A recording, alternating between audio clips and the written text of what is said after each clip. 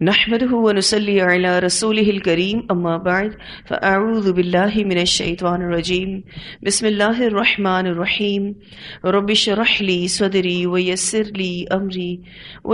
لي امري واحلل عقدة من لساني يفقهوا قولي رب زدني علما اللهم فقهنا في الدين اللهم انا نسألك حبك وحب من يحبك والعمل الذي يبلغنا حبك اللهم ارزقنا اخلاص الہی آمین۔ لیسن نمبر 97 سورۃ الاعراف، آیت نمبر 169 سے لے کر 187 تک انشاءاللہ۔ اللہ سبحانہ تعالیٰ فرماتے ہیں فخلف، تو پیچھے آئے، من بعدہم، ان کے بعد، خلف، نا اہل وارث۔ فخلف کا جو لفظ ہے خا لام فا سے ہے، اس کا معنی بعد میں آنا، جانشین ہونا۔ فخلف تو پیچھے آئے یعنی بعد میں آئے، جانشین بنے، من بعدہم ان کے بعد یعنی پہلی نسلوں کے بعد، خلف نا اہل وارث۔ اب یہاں پر بھی خلف کا روٹ ورڈ خا لام فا ہی ہے، لیکن ترجمہ تھوڑا سا فرق آپ کو نظر آ رہا ہے۔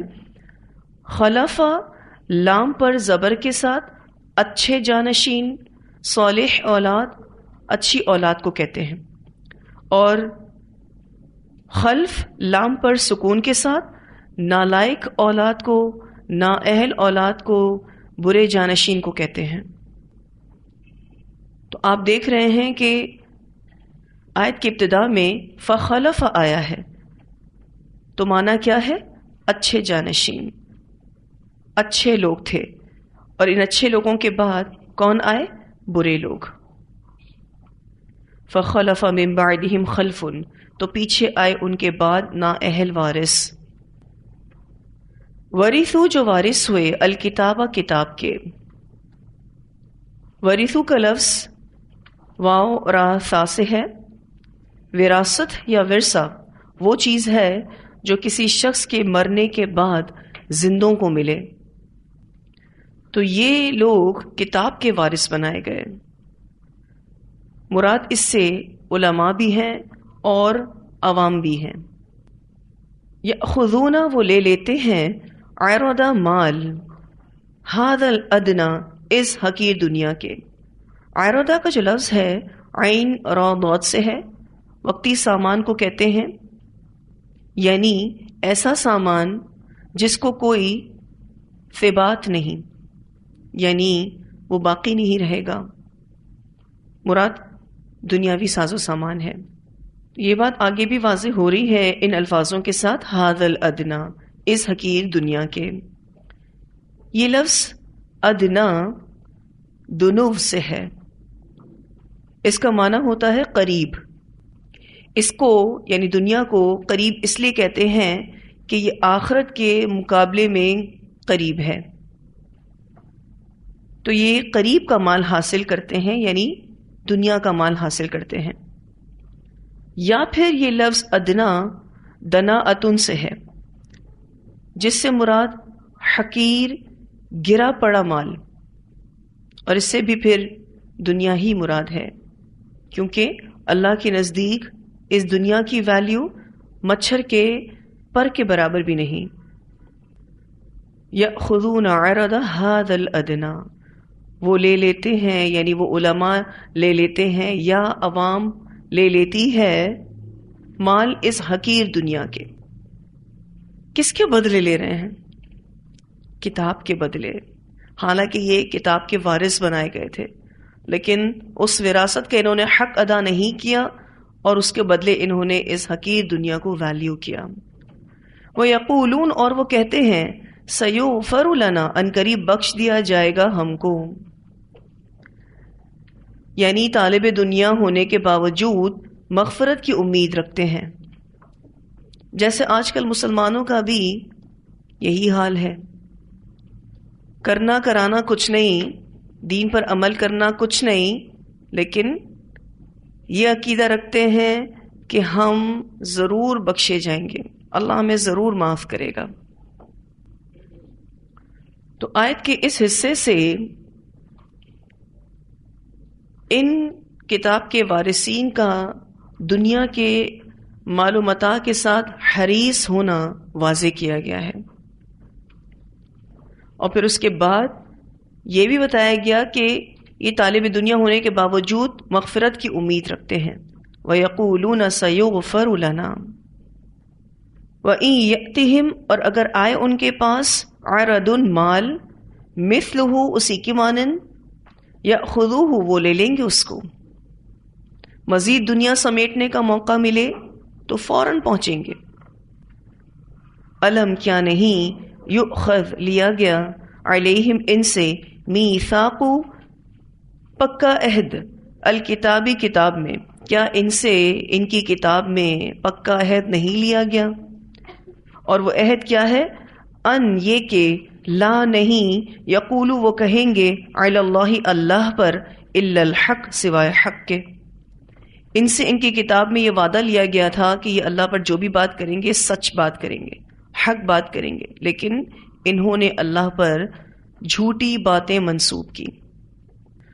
وَدَرَسُوا اور انہوں نے پڑھا ہے ما فیہ جو اس میں ہے، انہوں نے اپنی کتاب میں اس کو پڑھ لیا ہے۔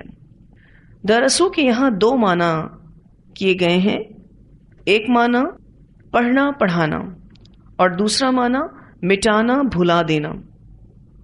ٹھیک ہے جی، اس لفظ کے دو مفہوم آتے ہیں، درسو لفظ کے دو مفہوم آتے ہیں، ایک پڑھنا پڑھانا اور دوسرا مٹانا بھلا دینا۔ پہلے معنی کو لیں تو تفسیر یوں ہوگی کہ وہ کتاب کو پڑھ چکے تھے، جانتے تھے، لیکن اس کے باوجود بھی کتاب سے غلط بات کو منسوب کرتے تھے۔ دوسرا معنی مٹا دینا بھلا دینا، یعنی انہوں نے کتاب کی بات کو مٹا ڈالا، محو کر دیا، یعنی ان پر عمل ترک کر دیا، اس میں جو کچھ بھی تھا اس کو بھلا دیا۔ تو اللہ سبحانہ تعالیٰ فرماتے ہیں وَدَرَسُوا مَا فِيهِ، اور انہوں نے پڑھ لیا ہے، جان لیا ہے جو اس میں ہے، اور انہوں نے مٹا دیا ہے، بھلا دیا ہے جو اس میں ہے، یعنی پڑھ کر اس چیز کو بھلا دیا، پڑھ کر سمجھ کر عمل نہیں کیا۔ وَالدَّارُ الْآخِرَةُ اور گھر آخرت کا خیرٌ بہتر ہے، بہت بہتر ہے، للذین ان لوگوں کے لیے یتقون جو تقوی اختیار کرتے ہیں۔ افلا تعقلون کیا بھلا نہیں تم عقل رکھتے؟ آخرت کا گھر تو متقین کے لیے ہی بہتر ہے۔ کیا یہ بات سمجھ نہیں آتی؟ عقل میں نہیں آتی؟ افلا تعقلون۔ یہاں اس آیت میں اللہ سبحانہ تعالیٰ فرماتے ہیں کہ ان کے بعد ناخلف لوگ ان کے جانشین ہوئے، جو کتاب کے وارث بن کر اسی دنیا کی زندگی کا مال سمیٹنے لگے اور کہتے یہ تھے کہ ہمیں معاف کر دیا جائے گا۔ اب یہ لوگ کتاب کے وارث بنائے گئے اور یہاں علمی وراثت کا ذکر ہے۔ انبیاء کے وارث کون ہوتے ہیں؟ علماء۔ انبیاء کے وارث علماء ہیں۔ انبیاء اپنے ورثے میں علم چھوڑ کر جاتے ہیں، تو یہ علمی وارث بنائے گئے، لیکن اس وراثت کا حق ادا نہ کر پائے۔ انہوں نے اللہ کی کتاب کو بیچنا شروع کر دیا۔ یہ حلال اور حرام سے بے نیاز ہو کر دنیاوی مفادات کے پیچھے پڑے ہوئے ہیں۔ ان کو آخرت کے بارے میں کسی قسم کا خوف نہیں، کسی قسم کا ڈر نہیں۔ بنی اسرائیل کا ہر دور میں یہی حال رہا، یہاں تک کہ نبی اکرم صلی اللہ علیہ وسلم کا زمانہ آ گیا۔ آپ صلی اللہ علیہ وسلم کے زمانے میں جو یہودی تھے، انہی کا حال یہاں بیان کیا گیا ہے کہ وہ نہایت ناخلف تھے، یعنی برے جانشین تھے، ہر خوبی ان سے رخصت ہو گئی تھی، اور تورات کے احکام کو انہوں نے بدل کر دنیا کمانا شروع کر دیا تھا۔ رشوت لے کر تورات کے خلاف فیصلے کرتے تھے، اور اپنے آپ کو دھوکہ دینے کے لیے کیا کہتے تھے کہ اللہ ہمارا مواخذہ نہیں کرے گا، اللہ ہمیں معاف کر دے گا۔ اور ان کے دل میں یہ بات ہوتی تھی کہ اگر کسی نے دوبارہ رشوت دی تو اسے لے لیں گے۔ زبان سے کیا کہہ رہے تھے کہ اللہ سبحانہ تعالیٰ غفور الرحیم ہے، ہمیں معاف کر دے گا، لیکن ان کے دل میں کیا بات تھی کہ دوبارہ بھی اگر ہمیں رشوت لینے کا موقع ملا تو ہم لے لیں گے. اس سے کیا پتہ چلتا ہے کہ یہ دل سے توبہ نہیں کرتے تھے. ان کی دینی اور اخلاقی پستی انتہا کو پہنچی ہوئی تھی کہ یہ اللہ پر جھوٹ باندھتے تھے، اور ان کا یہ جھوٹ واضح کیا گیا ہے کہ اللہ ہمیں معاف کر دے گا. یہ اللہ پر جھوٹ باندھتے تھے کہ اللہ ہمیں معاف کر دے گا. ایکچولی انہوں نے اللہ سے امیدیں لگا رکھی تھیں اور اپنے آپ کو فریب میں مبتلا کر رکھا تھا. ان کا کہنا یہ تھا کہ ہم ابراہیم علیہ السلام کی نسل سے ہیں، ہم پیغمبروں کی اولاد ہیں، اللہ کے چہیتے ہیں، ہماری بخشش تو یقینی ہے. آج کا مسلمان بھی کچھ اسی سے ملتی جلتی سوچ رکھتا ہے کہ ہم تو رسول اللہ صلی اللہ علیہ وسلم کے امتی ہیں، ہم جتنی بھی غلطیاں کوتاہیاں کریں اللہ ہمیں معاف کر دے گا، ہم نے تو ایٹ دی اینڈ جنت میں جانا ہی جانا ہے، ہم جہنم کے لیے بنے ہی نہیں ہیں، ہمارے لیے سب کچھ معاف کر دیا جائے گا. ایکچولی جب ان سے کہا جاتا تھا کہ تم لوگ یہ کیا کر رہے ہو، تمہاری ذمہ داریاں تو کچھ اور تھیں، تو وہ کہتے تھے ہم تو انبیاء کی اولاد ہیں، اور کہتے تھے جہاں سے بھی جیسے بھی دنیا مل جائے خیر ہے، کوئی بات نہیں، دنیا آنی چاہیے، اور اس دنیا کو حاصل کرنے میں اگر ہم کچھ غلط کرتے بھی ہیں تو اللہ غفور الرحیم ہے. کتنی ملتی جلتی باتیں ہیں آج مسلمانوں کی ان یہود سے. اصل چیز جو اس آیت میں بتائی جا رہی ہے وہ یہ کہ اہل کتاب اپنے دین کے ساتھ غیر سنجیدہ تھے، اپنے دین کے ساتھ ان کا نان سیریس ایٹیٹیوڈ تھا. آج مسلمانوں کا بھی یہی حال ہے کہ وہ کتاب سیکھتے نہیں ہیں. کیوں نہیں سیکھتے؟ کیا عمل کرنا پڑے؟ اس آیت سے کیا پتہ چلتا ہے کہ کیوں نہیں سیکھتے؟ دنیا میں مصروف ہیں. پھر کہتے ہیں وقت نہیں ملتا کہ اس کتاب کو سمجھیں، آگے نسلوں تک پہنچائیں. بات دیکھیں یہاں تو بنی اسرائیل کی ہو رہی ہے کہ ابتدا میں اچھے لوگ آئے، پھر بعد کے لوگوں نے کتاب کی قدر نہیں کی. ہمارا بھی یہی حال ہے. کتاب کی طرف آنے سے کیا چیز روکتی ہے؟ دنیا. کتاب کا حصول وقت مانگتا ہے. آپ اگر اللہ کی کتاب سیکھنا چاہتے ہیں لازمی آپ کو ٹائم دینا پڑے گا. سیکھنا ہے تو وقت دینا ہوگا. جب ہم واقعی اس کا حق ادا کرنا چاہتے ہیں تو اس کو ویسے ہی سیکھنا پڑے گا جیسا کہ سیکھنا چاہیے. اور اس کا لازمی نتیجہ یہ نکلے گا کہ دنیا کی کئی چیزیں چھوڑنی پڑیں گی. بہت سے ساز و سامان اپنی زندگی سے نکالنے پڑیں گے. سب فضول باتوں کو، دوسروں کے بارے میں ڈسکشنز کو چھوڑنا ہوگا. خود پر، صرف خود پر فوکس کرنا ہوگا. اپنے آپ کو دیکھنا ہوگا کہ ہم کیا کر رہے ہیں، یعنی اپنے اعمال پر گہری نظر رکھنی ہوگی. ہم اللہ کی کتاب کو سمجھنے کے لیے کتنا ٹائم لگاتے ہیں؟ ہم سب پوچھیں اپنے آپ سے. ہم میں سے ہر شخص کو ہر روز 24 گھنٹے ملتے ہیں. ہم اللہ کی کتاب کو سیکھنے میں، سمجھنے میں، اس کو سرو کرنے میں یعنی اس کی خدمت کرنے میں ان 24 گھنٹوں میں سے کتنے گھنٹے لگاتے ہیں؟ ہم اپنے گھر میں، اپنے آس پاس، رشتہ داروں میں، پڑوسیوں میں ان لوگوں کو بھی دیکھتے ہوں گے کہ جو دنیاوی اعتبار سے پڑھائیاں کر رہے ہیں. ایک دنیاوی ڈگری کو حاصل کرنے کے لیے کیسی کیسی محنتیں کر رہے ہیں، کتنا وقت لگا رہے ہیں، سالوں. اور اگر آپ دیکھیں تو صبح سے جاتے ہیں شام کو واپس آتے ہیں. اور اگر اللہ کی کتاب کے حوالے سے کہا جائے کہ اس کو بھی سیکھنا چاہیے، سمجھنا چاہیے، اس کے لیے بھی وقت نکالنا چاہیے، تو کہتے ہیں وقت ہی نہیں ملتا. تو وقت کیوں نہیں ملتا؟ کیونکہ سارا وقت دنیا میں ہی جو لگ رہا ہے. اس کے برعکس دنیا کی جابز کے لیے سویرے 7 بجے نکلیں گے اور شام 7 بجے واپس آئیں گے تو بھی ماتھے پر بل نہیں ہے. کیونکہ اگر اتنا وقت نہیں لگائیں گے تو دنیا کی یہ گاڑی چلے گی کیسے؟ اس کے لیے دین سیکھنے کے حوالے سے کمپرومائز کرنا بھی پڑے تو کرتے ہیں لوگ. شام تک اپنا وقت لگاتے ہیں، اپنی زندگی کے کتنے قیمتی سال لگا دیتے ہیں، کتنا مال خرچ کرتے ہیں، کتنی صلاحیتیں لگاتے ہیں، اور حاصل کیا کرنا ہے؟ دنیا. دنیا تو اتنی مل کر ہی رہے گی جتنی نصیب میں لکھی ہے، اس کو تو کوئی بھی نہیں لے سکتا. لیکن دین کے حوالے سے، آخرت کے حوالے سے تو محنت کرنی پڑے گی، کیونکہ وہ تو اتنا ہی ملے گا جتنی میری اور آپ کی محنت ہوگی. کتنے سمجھوتے کرتے ہیں لوگ دنیا کو پانے کے لیے، لیکن دین حاصل کرنے کے لیے تھوڑا سا کمپرومائز کرنا پڑ جائے، تھوڑی سی اپنی روٹین کو چینج کرنا پڑ جائے، تھوڑی سی اپنی محنتوں کو بڑھانا پڑ جائے تو لوگ پیچھے ہٹ جاتے ہیں کہ ہم سے تو نہیں ہوتا. ویسے دین کو سیکھنے کے حوالے سے لوگوں کی یہ شکایت عام ہے کہ ہمیں ٹائم نہیں ملتا. آپ نے بھی ان شکایتوں کو سنا ہی ہوگا. تو وقت کیوں نہیں ملتا؟ کیا جواب ملا اس آیت سے؟ کہ دنیا کمانے میں لگے ہوئے ہیں. اس لیے جو کتاب کے وارث ہیں ان کو اپنی اس وراثت کے لیے ٹائم نہیں ہے.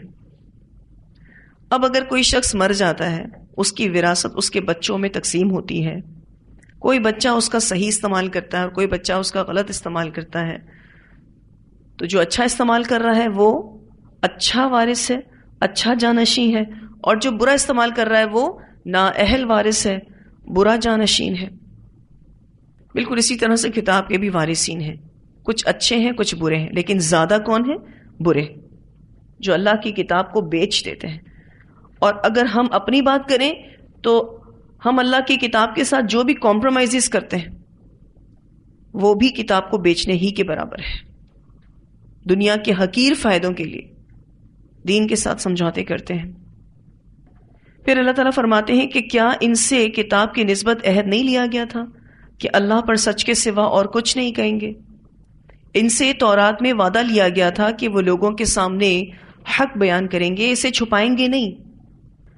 اور یہ بات وہ کتاب میں پڑھتے پڑھاتے بھی ہیں، اس کے باوجود بھی اللہ پر جھوٹ باندھا. جو ان کی خواہشات پر مبنی ہوتا وہ بیان کرتے تھے. اس بارے میں آپ سورہ آل عمران آیت نمبر 187 میں پڑھ چکے ہیں. وَإِذْ أَخَذَ اللَّهُ مِيثَاقَ الَّذِينَ أُوتُوا الْكِتَابَ لَتُبَيِّنُنَّهُ لِلنَّاسِ وَلَا تَكْتُمُونَهُ فَنَبَذُوهُ وَرَاءَ ظُهُورِهِمْ وَاشْتَرَوْا بِهِ ثَمَنًا قَلِيلًا فَبِئْسَ مَا يَشْتَرُونَ. اور جب اللہ نے ان لوگوں سے پختہ عہد لیا جنہیں کتاب دی گئی تھی کہ تم ہر صورت اسے لوگوں کے لیے صاف صاف بیان کرو گے اور اسے چھپاؤ گے نہیں، تو انہوں نے اسے اپنی پیٹھوں کے پیچھے پھینک دیا اور اس کے بدلے تھوڑی قیمت لے لی. سو برا ہے جو وہ خرید رہے ہیں. تو سورہ آل عمران میں بھی یہی بات ہوئی تھی کہ یہ یہود ایسا اللہ کی کتاب کے ساتھ کیا کرتے تھے. آج امت مسلمہ بھی دین کے نام پر غلط تفسیریں کرتی ہے، مسائل کا حل اپنی رائے سے نکالتی ہے. جو قرآن میں نہیں اس کو قرآن کہہ کر لوگوں میں عام کرتی ہے. تو یہ وارث نااہل ہیں، انہوں نے اپنی علمی وراثت کی قدر نہیں کی، اس کو دنیا کمانے کا ذریعہ بنایا. آج بھی آپ دیکھیں لوگ جو غلط فتوے دیتے ہیں، علماء قسم کے لوگ جو غلط فتوے دیتے ہیں، وہ بھی کیا ہے؟ اللہ کی کتاب کو بیچنا ہے. اپنی رائے کے مطابق اگر کسی مسئلے کا حل بتاتے ہیں، قرآن اور حدیث نہیں بیان کرتے، تو یہ بھی اللہ کی کتاب کو اس دنیا کے حقیر فائدے کے لیے بیچنا ہے. اس کتاب کے اصل وارث وہ ہیں جو اسے آخرت پانے کا ذریعہ بناتے ہیں اور آخرت پر اچھے سے فوکسڈ ہیں. اسی لیے آیت کا آخری حصہ دیکھیے، اللہ سبحانہ تعالیٰ فرماتے ہیں اور آخرت کا گھر متقی لوگوں کے لیے بہتر ہے. متقی کون ہوتا ہے؟ جو خود کو حرام کام سے بچائے، اپنی خواہش نفس کو ترک کرے اور اپنے رب کی اطاعت کرے. تو آخرت کا گھر متقی لوگوں کے لیے بہتر ہے. یہ جو حصہ ہے وَالدَّارُ الْآخِرَةُ خَيْرٌ لِلَّذِينَ يَتَّقُونَ، اس حصے کے دو مطلب ہو سکتے ہیں اور دونوں ہی درست ہیں. ایک یہ کہ آخرت کا گھر اللہ سے ڈرنے والوں کے لیے بہتر ہے، اور جو اللہ سے نہیں ڈرتے ان کے لیے بہتر نہیں ہے. انہیں وہاں عذاب ملے گا. دوسرا مطلب یہ ہے کہ اللہ سے ڈرنے والے لوگ بہرحال آخرت کے گھر کو ہی بہتر سمجھتے ہیں. جو اللہ سے ڈرنے والے لوگ ہیں وہ آخرت کے گھر کو ہی بہتر سمجھتے ہیں اور دنیا کے مقابلے میں آخرت کے گھر کو ترجیح دیتے ہیں اور یقین رکھتے ہیں کہ ان کی آخرت اس دنیا سے بہتر ہوگی. تو دونوں ہی معنی درست ہیں. ایک معنی تو ٹرانسلیشن میں مینشن کیا ہوا ہے اور دوسرا معنی کیا ہے کہ جو متقی ہوتا ہے وہ آخرت کے گھر کو ویلیو کرتا ہے، ترجیح دیتا ہے، اسی کے لیے کوشش کرتا ہے. اس کو پتا ہے کہ ان کی آخرت اس دنیا سے بہتر ہوگی. پھر اللہ سبحانہ تعالیٰ فرماتے ہیں والذین، اور وہ لوگ یمسکون، جو پکڑ کر رکھتے ہیں بالکتابی، کتاب کو، واقاموا الصلاۃ، اور قائم کرتے ہیں نماز. یمسکون کا جو لفظ آیا ہے اس کا معنی ہوتا ہے کسی چیز کے ساتھ چمٹ جانا اور اس کی حفاظت کرنا. تو اللہ سبحانہ تعالیٰ کا یہاں یہ فرمانا کہ وہ لوگ جو پکڑ کر رکھتے ہیں کتاب کو اور قائم کرتے ہیں نماز کو، یعنی اس کتاب کے ساتھ وہ چمٹ گئے ہیں، اس کتاب پر انصاف کے ساتھ عمل کرتے ہیں، اس کا علم حاصل کرتے ہیں اور علم کا حق بھی ادا کرتے ہیں. علم کا حق کیا ہے؟ اسے اگلی نسلوں تک پہنچانا. تو یہ خود بھی علم حاصل کرتے ہیں اور اس علم کا حق بھی ادا کرتے ہیں، یعنی اگلی نسلوں تک پہنچانے کا اہتمام کرتے ہیں. بعمل لوگ ہیں. والذین یمسکون بالکتاب، اور وہ لوگ جو پکڑ کر رکھتے ہیں کتاب کو، اور اس کتاب کو پکڑنے کا نتیجہ کیا نکلا؟ واقاموا الصلاۃ، کہ وہ نماز کو قائم کرتے ہیں. انا، بے شک ہم، لا نہیں، نضیع، ہم ضائع کرتے، اجر المصلحین، اجر اصلاح کرنے والوں کا. مصلحین سے مراد یہاں پر نیکوکار لوگ ہیں. کیا پتہ چلتا ہے اس سے؟ کہ جو شخص بھی اپنی اصلاح کر لیتا ہے اللہ اسے کیا کہتے ہیں؟ یہ شخص نیک ہے. اللہ اصلاح کرنے والوں کا اجر ضائع نہیں کرتے، یعنی اللہ نیک لوگوں کا اجر ضائع نہیں کرتے. پچھلی آیت میں ہم نے ایک گروہ کے بارے میں پڑھا جو کتاب کے وارث تھے اور ان کا ہم نے طرز عمل بھی پڑھا کہ کیا کیا انہوں نے کتاب کے ساتھ. اس آیت میں اس کے برعکس گروہ کے بارے میں بتایا جا رہا ہے کہ وہ کیسا ہے. یہ وہ لوگ ہیں جو تقویٰ کا راستہ اختیار کریں گے، کتاب کو مضبوطی سے تھام لیں گے، جو کتاب کی حفاظت علم اور عمل کے ساتھ کرتے ہیں. پھر یہ کہ کتاب کی حفاظت میں نمازوں کو قائم کرنا بھی آتا ہے. ایسا نہ ہو کہ کتاب پڑھنے میں لگیں تو نمازیں تاخیر پر چلی جائیں. ہم اگر قرآن کی خدمت کر رہے ہیں، اللہ کی کتاب کو سیکھ رہے ہیں، سکھا رہے ہیں، تو اس میں اپنی نمازوں کو لیٹ نہیں کرنا. ٹھیک ہے جی، کتاب کی حفاظت میں نمازوں کو قائم کرنا بھی آتا ہے. اسی لیے فوراً سے کہا گیا وَأَقَامُوا الصَّلَاةَ، کہ وہ نماز کو قائم کرتے ہیں. تو ایک گروہ جو کتاب کے ساتھ نان سیریس ایٹیٹیوڈ اپنائے ہوئے ہے اور ایک گروہ جو اس کتاب کے ساتھ سیریس ہے، اس کتاب کی حفاظت کرتا ہے. ایک بات یاد رکھیے گا کہ کوئی بھی عمل علم کے بغیر نہیں آ سکتا. آج اگر آپ کو کوئی بھی شخص اپنے عمل میں کمزور نظر آ رہا ہے تو اس کی سب سے بڑی اور پہلی وجہ یہ ہے کہ اس کا علم کمزور ہے. دیگر اور وجوہات بھی ہو سکتی ہیں، لیکن پہلی اور بڑی وجہ یہ ہے کہ علم جتنا کمزور ہوگا عمل اتنا ہی کمزور ہوگا. اور یہ جو آیت ابھی ہم پڑھ رہے ہیں، اس سے یہ بات پتہ چلتی ہے کہ معاشرے میں خواہ کتنا بھی فساد پھیل جائے، کتنے بھی برے لوگ عام ہو جائیں، کچھ نہ کچھ لوگ ایسے بھی ہیں جو اللہ سے ڈرنے والے ہیں، جو اپنے دین کا خیال کرنے والے ہیں، تو اللہ سبحانہ تعالیٰ ایسے لوگوں کا اجر ضائع نہیں کرتا، ان کے لیے آخرت کی خوشخبری ہے۔ میجورٹی آپ کو کیسے لوگوں کی نظر آتی ہے؟ جو فسادی ہیں، جو بے عمل ہیں۔ عمل کرنے والے لوگ تو اکا دکا ہی نظر آ رہے ہوتے ہیں، جن کے بارے میں بآسانی یہ کہا جا سکتا ہے کہ یہ تعداد میں کم ہے، لیکن ہیں ضرور۔ الحمدللہ ہر دور میں ایک جماعت رہے گی جو دین کو سرو کرتی رہے گی، اور آپ کو پتا ہے یہ جماعت قیامت تک ہوگی۔ بے شک چھوٹی سی جماعت ہوگی، لیکن وہ جماعت امر بالمعروف اور نہی عن المنکر کا فریضہ ادا کرتی ہوگی۔ پچھلی تفسیر میں اسی طرح کی بات ہوئی تھی، اگر آپ کو یاد ہو، جب ہم نے سبت والوں کا واقعہ پڑھا تھا تو ان میں بھی کچھ لوگ ایسے تھے جو غلط کام کرنے والوں کو روک رہے تھے کہ ایسا مت کرو۔ آپ دیکھیے تو ان کو دنیاوی فائدہ نہیں ملا، یعنی مچھلیاں پکڑنے کا فائدہ جو دوسرے لوگ حاصل کر رہے تھے وہ ان کو نہیں ملا، لیکن ان کو کس کا فائدہ ملا؟ آخرت کا فائدہ ملا۔ ان کی بچت ہو گئی، یہ عذاب سے بچا لیے گئے، ورنہ کتنا خطرناک عذاب اس وقت کے لوگوں کو دیا گیا۔ ان کی شکلوں کو مسخ کر دیا گیا، ان کو بندر بنا دیا گیا۔ یہ کوئی چھوٹی سزا تو نہیں۔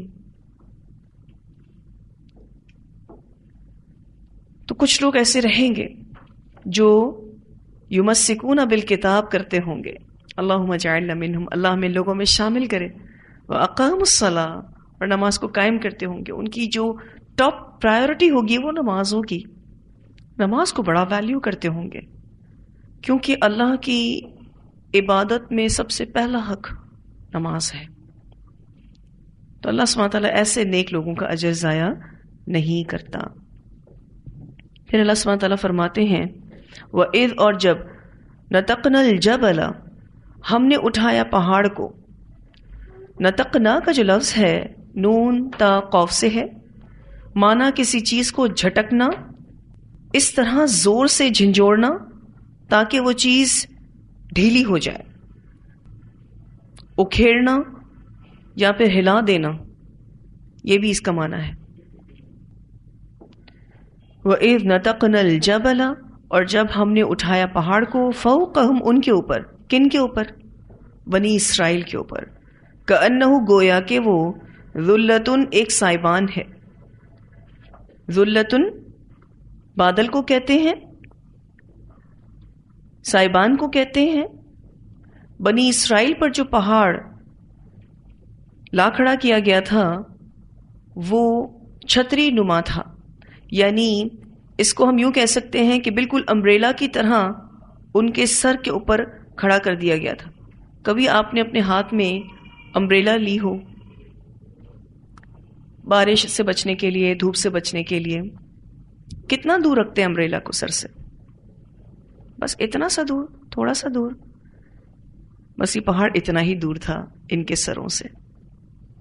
اللہ سبحانہ تعالیٰ فرماتے ہیں کأنہ ذلتن، گویا کہ وہ ایک سائبان ہے، گویا کہ وہ چھتری ہے، یعنی اتنا قریب ان کے سر کے یہ پہاڑ کھڑا کر دیا گیا تھا۔ وَظَنُّوا، اور انہوں نے سمجھ لیا، ان لوگوں نے، یعنی جو لوگ وہاں تھے انہوں نے سمجھ لیا، انہو، کہ بے شک وہ، واقع بہم، گرنے والا ہے ان پر۔ اتنا قریب اگر سر کے پہاڑ آ جائے تو کیا سوچے گا وہ شخص؟ بس اب گرنے ہی والا ہے۔ اللہ سبحانہ تعالیٰ نے ان کے سروں پر پہاڑ کو لا کھڑا کیا۔ یہ واقعہ آپ کہاں پڑھ چکے ہیں؟ سورۃ البقرہ میں پڑھ چکے ہیں۔ اس آیت میں اس وقت کا واقعہ ہے جب حضرت موسیٰ علیہ السلام ان کے پاس تورات لائے اور اس کے احکام ان کو سنائے، تو انہوں نے پھر حسب عادت اس پر عمل کرنے سے انکار کر دیا اور اعراض کیا، جس پر اللہ سبحانہ تعالیٰ نے ان پر پہاڑ کو بلند کر دیا کہ تم پر گرا کر تمہیں کچل دیا جائے گا، جس سے ڈرتے ہوئے انہوں نے تورات پر عمل کرنے کا وعدہ کیا۔ بعض مفسرین یہ کہتے ہیں کہ یہ واقعہ ان کے مطالبے پر پیش آیا جب انہوں نے کہا کہ ہم تورات پر اس وقت تک عمل نہیں کریں گے جب اللہ تعالیٰ پہاڑ کو ہمارے اوپر بلند کر کے دکھائے۔ لیکن یہ کہ پہلی بات زیادہ راجے معلوم ہوتی ہے. پہلی بات کیا تھی کہ انہوں نے تورات کے احکامات کو نہیں مانا تو اللہ سبحانہ تعالیٰ نے ان کے سروں پر پہاڑ کو لا کھڑا کیا. یہاں اس آیت میں پہاڑ کا نام نہیں لیا گیا، لیکن جب یہ واقعہ ہم نے سورۃ البقرہ میں پڑھا تھا تو آیت نمبر 63 اور آیت نمبر 93 میں یہ بتایا گیا تھا کہ یہ پہاڑ کوہ طور تھا. ابن عباس رضی اللہ تعالی عنہما سے روایت ہے کہ فرشتوں نے پہاڑ کو ان کے سروں پر اٹھا کھڑا کیا تھا. باقاعدہ فرشتے آئے تھے جنہوں نے پورے اس پہاڑ کو ہلایا تھا اور اس کو کھیڑا تھا اور بنی اسرائیل کے سر پر لا کھڑا کیا تھا. ہم سب یہ بات جانتے ہیں کہ پہاڑوں کو زمین میں کیلوں کی طرح گاڑا گیا ہے. اللہ تعالیٰ نے بنی اسرائیل پر پہاڑ چھتری کی طرح کھڑا کر دیا کہ وہ کتاب کو بھول گئے تھے. ان کی مسٹیک تو یہی تھی نا کہ وہ کتاب کو بھول گئے تھے، تو اللہ تعالیٰ نے انہیں جھنجھوڑا. اس وقت کیسی آوازیں ہوئی ہوں گی جب پہاڑ کو نکالا گیا ہوگا. ایک زلزلہ آتا ہے تو انسان کا دل دہل جاتا ہے، تو پہاڑ کو جب اس کی جگہ سے ہلایا گیا ہوگا تو وہ کیسا منظر ہوگا، ان کو کتنا ڈرایا گیا ہوگا، اور کس لیول کا ڈرانا ان کے لیے ضروری تھا یہ بھی سمجھ آتا ہے. کس قدر سرکش تھے، کس قدر. آپ نے کبھی کسی بھاری ٹرک کو زمین پر گزرتے ہوئے دیکھا ہو، اس کو فیل کیا ہو، تو آپ کو ایک وائبریشن سے فیل ہوتی ہے. کبھی فیل کیا ہو آپ نے کہ ایک بھاری ٹرک گزر رہا تھا، اس کے برابر سے آپ کی سواری بھی گزر رہی تھی، تو آپ کو ایسا لگتا ہے کہ زمین وائبریٹ کر رہی ہے.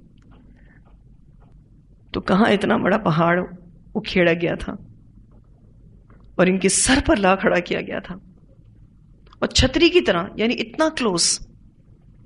اب اس طرح کی سچویشن میں ان کو مبتلا کر کے کیا کہا گیا؟ خذو، پکڑو، ما آتیناکم، جو دیا ہم نے تم کو، بقوت، مضبوطی کے ساتھ، واذکروا، اور یاد کرو، ما فیہ، جو اس میں ہے، لعلکم تتقون، تاکہ تم متقی بن جاؤ. اللہ تعالیٰ نے ان کو حکم دیا کہ جو کتاب ہم نے تمہیں دی ہے اسے مضبوطی کے ساتھ پکڑو، یعنی اس کتاب کو دیکھو، سمجھو، اس پر عمل کرو، اور جو کچھ اس میں لکھا ہے اس کو یاد رکھو تاکہ تم متقی بن جاؤ. جب تک کتاب کو مضبوطی سے نہیں تھامو گے، اس کو یاد نہیں رکھو گے اور دوسروں کو بھی اس کی یاد دہانی نہیں کراؤ گے، تب تک تقوی نصیب نہیں ہوگا. اگر تمہیں تقوی حاصل کرنا ہے تو اس کتاب کو مضبوطی سے تھامنا ہوگا، اس کو یاد رکھنا ہوگا اور دوسرے لوگوں کو بھی یاد دہانی کروانی ہوگی. آج اب اپنا جائزہ لیں تو ہماری زندگی میں بھی پہاڑ جیسی مصیبتیں آتی ہیں، تکلیفیں آتی ہیں، مثلا مشکل حالات، ٹینشن، ڈپریشن وغیرہ وغیرہ. ہم اس وقت میں اللہ تعالیٰ سے بہت سے وعدے کرتے ہیں کہ اللہ سبحانہ تعالیٰ اب سے ہم کتاب کو مضبوطی سے تھامے رکھیں گے، اپنے عمل کو مضبوط بنائیں گے. لیکن جیسے ہی وہ پہاڑ ہٹتا ہے ہم اپنے وعدے بھول جاتے ہیں، ہمارا عمل بھی بالکل انہی بنی اسرائیلیوں جیسا ہو جاتا ہے. تو جو بھی زلزلہ آئے ہمارے اندر یا باہر، کتاب کو مضبوطی سے پکڑنا ہے عمل کے ساتھ انشاءاللہ. کیونکہ یہ جو ٹف ٹائم ہوتا ہے اللہ سبحانہ تعالیٰ اسی لیے دے رہے ہوتے ہیں کہ بندہ اللہ کی طرف رجوع کرے. اللہ سبحانہ تعالیٰ چاہ رہے ہوتے ہیں کہ بندہ ریٹرن ہو اللہ کی طرف، اپنے عمل کو مضبوط رکھے. اور یہ جو حکم ہے خذوا ما آتیناکم بقوۃ واذکروا ما فیہ لعلکم تتقون، اس حکم کو پوری طرح سے اپنی زندگی میں لے کر آنا ہے. آج امت غافل ہے اور بہت زیادہ غفلت میں پڑی ہوئی ہے. وہ اس لیے کہ اس امت نے قرآن کو غیر ضروری اور معمولی سمجھ رکھا ہے. لوگوں کے پاس بڑی بڑی دنیاوی ڈگریاں ہوتی ہیں لیکن اس کتاب کا بنیادی علم نہیں ہے، اور اس پر ان کو کوئی ندامت بھی نہیں ہے، شرم بھی نہیں آتی. بہت سارے لوگ تو اس قرآن کو صرف اور صرف رمضان میں پڑھنے کی کتاب سمجھتے ہیں. جیسے ہی رمضان آتا ہے اس کو کھولتے ہیں، پڑھتے ہیں اور وہ پڑھنا پڑھانا بھی بالکل لاپرواہی کے ساتھ ہوتا ہے، اس میں کوئی شعور نہیں ہوتا. تو یہ کتاب صرف رمضان میں پڑھنے کے لیے نہیں ہے بلکہ ساری زندگی پڑھنے کے لیے ہے. تو اس کے احکامات کو لینا ہے قوت کے ساتھ اور اس کو یاد بھی رکھنا ہے تاکہ تقوی نصیب ہو.